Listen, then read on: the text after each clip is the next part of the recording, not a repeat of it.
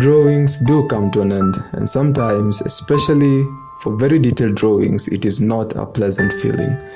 The sentimental value you attached to the intricate process now lacks anything to latch onto. The many hours and days you spent making the masterpiece all of a sudden look like mere minutes now that the portrait is complete.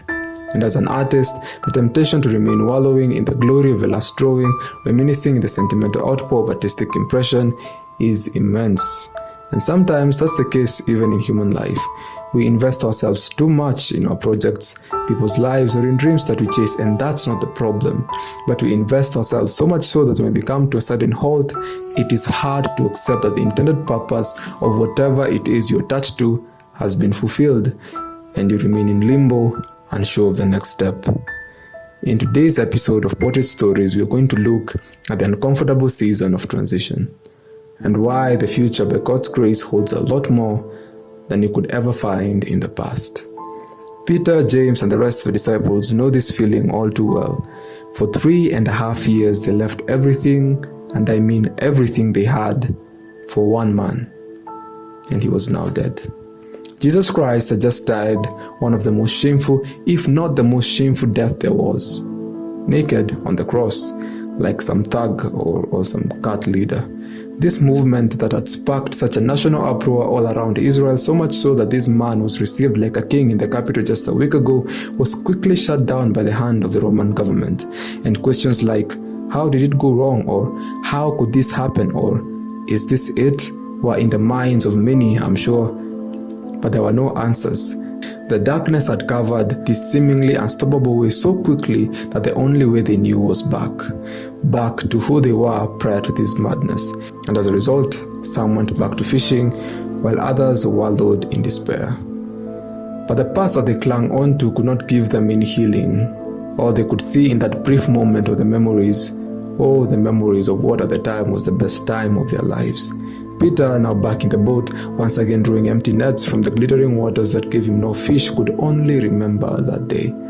The last time he fished, the day the nets broke, the first time he saw the man that would change his life, the day he met Jesus Christ. Tired of looking at the past as if to distract himself, he looks at the seashore, wishing that he could go back to fishing men. He would guess that they are a lot easier to catch. And as he looked through his teary eyes, he saw what seemed to be a man by the seashore. At first he doesn't realize who he is, but when he does, he quickly wipes his tears, but more keep coming out. But these are different tears. At first they were tears of sorrow, but now they are tears of utter disbelief, followed by tears of inexplicable joy. The man that was once dead, Jesus Christ, is back, and he is back like he never left. And that is the entire message of this episode. Jesus Christ is the one hope that never leaves. He died, but he was still there. He resurrected, and he was still there. He ascended into heaven, but he never really left. Not while his Holy Spirit is still here on earth. And no matter what the disciples had to face from then, be it persecution, torment, blood, sweat, or tears, their joy remained complete. Their eyes remained fixed on Jesus, the author and finisher of their faith. They could trust him to lead them through the next phase, and so should you. So no matter what phase of transition in life you might be in, so long as you're being led by the owner of that life, you really don't have to have everything figured out. Just take the next step. If you stand on the rock. If you fall into his hands, and you will never have anything to fear. Because so long as Christ lives, there's an eternity to look forward to. So long as he exists, our hope is not purposeless, and so long as he is coming back again, we have hope.